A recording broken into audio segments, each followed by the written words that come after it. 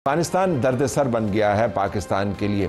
हम ये तय नहीं कर पा रहे कि हमारा दोस्त है या दुश्मन है या जिसको कहते हैं फ्रेनेमी है, यानी फ्रेंड भी है और एनिमी भी है। सादिक साहब जो पाकिस्तान के खुसूसी एलची हैं अफगानिस्तान के अंदर, उन्होंने अच्छी बातचीत की और हमें बताया गया है कि अब एक फ्रेमवर्क डेवलप हो गया जिसके ज़रिए वहाँ से बैठ के जो दहशतगर्दी के मामलात पाकिस्तान की तरफ आते हैं और बॉर्डर के अंदर आपको हमेशा मसले नज़र आते हैं, तुरखम बंद रहता है, ट्रेड मुतासर होती है, ये मामला तय हो रहे हैं। इसके बदले पाकिस्तान ने क्या ऑफ़र किया है? सुमेरा खान हमारी नुमाइंदा खुसूसी समा टीवी हमें ज्वाइन करेंगी इस मामले पर। सियासी मामलात भी हम सामने रखेंगे। इंजीनियर खुर्रम दस्तगीर खान साहब और वलीद इकबाल तहरीक इंसाफ की तरफ से, खुर्रम साहब पाकिस्तान मुस्लिम लीग नून की तरफ से हमसे बात कर रहे होंगे। बिलावल भुट्टो जरदारी ने यह तजवीज़ दी है कि 1 महीने के अंदर कौमी सलामती की जो खुसूसी नशिस्त थी उसका दोबारा एहतमाम किया जाए।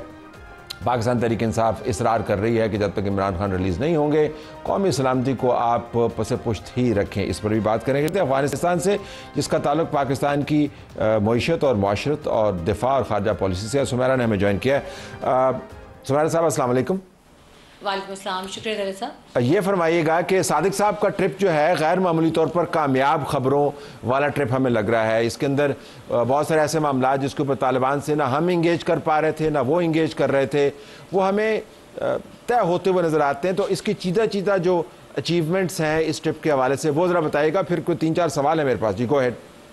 जी बहुत शुक्रिया। सबसे पहले तो एम्बेसडर मोहम्मद सादिक खान की आपने बात की। अफ़गानिस्तान उमूर पर एम्बेसडर आसिफ दुरानी की तरह ही वो एक नुमाइंदा खसूसी हैं पाकिस्तान के।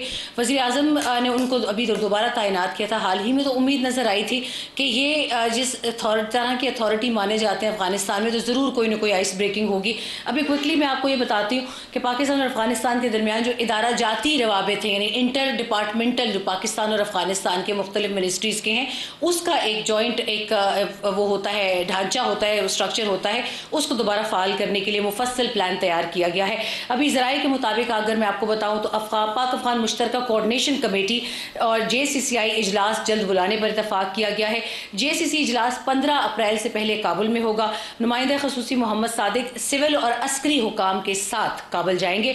ज़राए के मुताबिक ये भी है कि तिजारत और माशी ताउन का प्लान जो है वो और इसके फ़रोग़ का लाया अमल जो है वो मुरतब किया गया है और तरजीही बुनियादों पर तिजारत का जो मुआहिदा है, प्रेफरेंशियल ट्रेड अग्रीमेंट, जिसके ऊपर काफ़ी अरसे से कोई बातचीत नहीं हो रही थी, उसके ऊपर मुत्तफिक हो गए हैं कि पाक अफ़गान वज़राए तिजारत के मुशावरत जो है वो ईद से पहले होगी। ईद के बाद अफ़गान वज़ीर तिजारत जो हैं नूरुद्दीन अजीज़ी वो पाकिस्तान आएंगे। This is a big development. और ज़राए के मुताबिक ये भी है कि नुमाइंदा खसूसी मोहम्मद सादिक ने दहशत गर्दी के मामलात अफ़गानिस्तान के साथ वाज़ेह तौर पर उठाए हैं। तमाम तर सबूत अफ़गान हुकूमत के सामने रखे हैं, बशमूल जाफ़र एक्सप्रेस में जो आपने देखा तमाम तर दहशतगर्द जो थे वो अफ़गान सरजमीन से मुंसलिक थे और उनकी पनागाहों का मामला भी अफ़गान हुकाम के सामने रखा है। ये भी आपको बताती चलूँ कि ज़राए कहते हैं पहली बार TTP के मामले पर, फितनाल ख्वारिज के मामले पर अफ़गान हुकाम के जो रवैया है उसमें ज़रा लचक नज़र आ रही है। और सादिक साहब जो काबुल वापस आए हैं तो वो एक अच्छी न्यूज़ इस तरह से लेकर आए।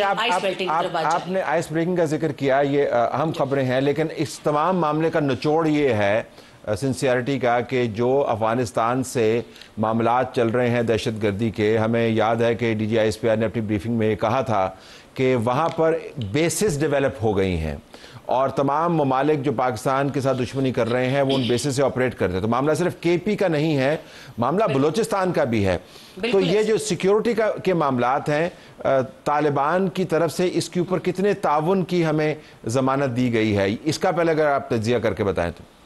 इसका अगर आप मुझसे तज्जिया पूछेंगे तलत साहब, तो तज्जिया अभी भी यही है कि अफ़गान तालिबान या जो इंटरिम गवर्नमेंट ऑफ अफ़गानिस्तान है वो इस मामले पर अभी भी कोई ज़मानत नहीं देगी। ये मैं आपको अभी से बता रही हूँ। अभी तो एक तरह से सादिक साहब ने एक इनिशिएशन शुरू की है एक सब्जेक्ट की, क्योंकि काफ़ी अरसे से ख़त्म था। लोग ये समझ रहे हैं कि शायद तोरखम की बंदिश के बाद इन लोग थोड़ा सा इन्होंने अपने रवैये में लचक का इजहार किया। नहीं, तोरखम एक ऐसी जगह है जहाँ पर यह बंदिश और ट्रैफिक का खुलना, तिजारत का बंद होना फिर खुलना, ये मामूल के मुताबिक है। मगर बाद साथ जो सबसे बड़ी टेक अवे मेरे लिए है इस काबुल के दौरे से वो ये है कि सादिक साहब एक इंतहाई मखदूश हालात में गए थे, जबकि पाकिस्तान ने इनके अभी 31 मार्च की डेडलाइन दी हुई है। इनके जो ACC होल्डर्स हैं, अफगान सिटीजन कार्ड होल्डर्स, उनको वापस जाने का कहा गया कि 1 अप्रैल आप किसी भी तरह वापस जाए। अब इन हालात में अगर सादिक साहब ने दहशतगर्दी का मामला उठाया है तो वो आपकी बात बिल्कुल सही है कि 11 सूबों में से 6 सूबे ऐसे हैं जिसमें खोस्त, पख्तिया, पख्तिका, निंगरहार, जाबुल और नीचे अगर बलूचिस्तान की तरफ जाए तो कंदहार और हेलमंद, ये वो सूबे हैं जिन्होंने पाकिस्तान में आग बर्पा कर रखी है। यहाँ पर हॉट स्पॉट्स हैं और इनमें मेरी इतलात के मुताबिक ज़्यादातर अफराद वो रिक्रूट किए गए हैं पाकिस्तान में शोरिश के लिए जिनको रिसेंटली पाकिस्तान से भेजा गया था ये सारे रिपैट्रिएशन प्लान में। क्यों? क्योंकि वो पाकिस्तान की हर गली, हर कुचे से, हर मोहल्ले से वाकिफ है। तो वो जो एक स्ट्रीट व्यू होता है दहशतगर्द के लिए, वो एक बड़ी आसानी से वो तमाम रिपैट्रिएटेड लोग उनको पाकिस्तान के लिए, ऑब्वियसली पाकिस्तान के लिए बड़ा मखमसा ये है कि ठीक है डिप्लोमेटिक एंगेजमेंट तो हमने कर ली, लेकिन दहशतगर्दी का पहिया मुसलसल घूम रहा है। और हमने कौमी सलामती की कमेटी के अंदर ब्रीफिंग्स का हाल भी जाना, वाज़ेह अंदाज से बताया गया कि हम एक्शन लेंगे और सख्त एक्शन लेंगे। तो इस दौरान हम क्या समझें कि दहशतगर्दी के मामले के ऊपर जो हमने एक्शन लेना है, और बाज़ तो हमें मुस्लिम लीग नून के मामलात से जानकारी रखने वाले बता रहे हैं सोर्सेज कि हम बॉर्डर पार भी जाएंगे, पहले भी हम जा चुके हैं, तो हमने क्या उसको अभी पोस्टपोन किया हुआ है या आपके ख्याल में टॉक तो होती रहेगी, लेकिन अगर दहशतगर्दी को हमने रिटेलिएट करना है तो वो पॉलिसी भी चलती रहेगी? What is your take?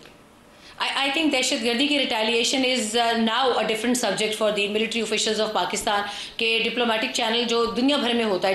Diplomacy भी चलती है मगर जंग भी चल रही होती है या स्कर्मिशेस भी चल रही होती हैं। अभी हो गई ये जो मेरे हिसाब से आई थिंक रमज़ान मुबारक के महीने के तकद्दुस का ख्याल रखा जा रहा है और रमज़ान मुबारक के अंदर ही आप देखिए 31 मार्च को ही डेडलाइन है तमाम अफगान सिटीजन कार्ड होल्डर्स के लिए और ईद वुड बी ओवर। तो आई थिंक वो जो काइनेटिक हमारा एक नॉन काइनेटिक के साथ साथ डिप्लोमेटिक के साथ साथ kinetic phase would be initiated, क्योंकि इससे पहले भी अफगानिस्तान के अंदर पाकिस्तान ने एक ऑफ द रिकॉर्ड स्ट्राइक की थी जिसको सरकारी सतह पर माना नहीं गया, मगर उसके अंदर प्रिसाइजली पाकिस्तान ने बहुत मतलूब दहशतगर्द कमांडर्स को और उनके खासतौर पर खोस्त और पख्तिया में, बरमल में इनके बड़े हाइड आउट से जिनको पाकिस्तान ने तबाह किया और उसमें दाइश के लोग भी जो हैं वो मारे गए। आई थिंक पाकिस्तान की क्लैरिटी है और यही मैसेज अभी सादिक साहब ने दिया। और इंटरेस्टिंग फैक्ट ये है कि पिछली मरतबा भी सादिक साहब काबुल में थे जब वो स्ट्राइक की गई है और पाकिस्तान एयरफोर्स की स्ट्राइक्स भी आपको पता है कि वो बड़े प्रिसीजन पे बहुत काम करते हैं। तो आई थिंक कि ईद के फ़ौरन बाद we will see some action across the border भी, जो मेरी इतलात अभी तक बता रही हैं कि उसके अलावा चारा नहीं है क्योंकि TTP मुसलसल एक हॉट बेड के तौर पर अफगानिस्तान को यूज़ कर रहा है। बहुत शुक्रिया आपका नाज़रीन। हम आपको ये बताते चलें कि हमारी जो मालूमात है उसके मुताबिक बलूचिस्तान और KP के अंदर एक हाई अलर्ट भी मौजूद है। ईद तक का जिक्र किया सुमेरा ने, वो दुरुस्त है, लेकिन ईद आने में अभी कुछ दिन बाकी हैं, तो देखना होगा कि अफ़गानिस्तान की सरजमीन से कहीं और कोई दहशतगर्दी की वेव तो नहीं आ रही पाकिस्तान की तरफ 31 मार्च से पहले। So we are tuned in to that. हमारा प्रोग्राम जारी है, अगला हिस्सा होगा सियासी मामलात में।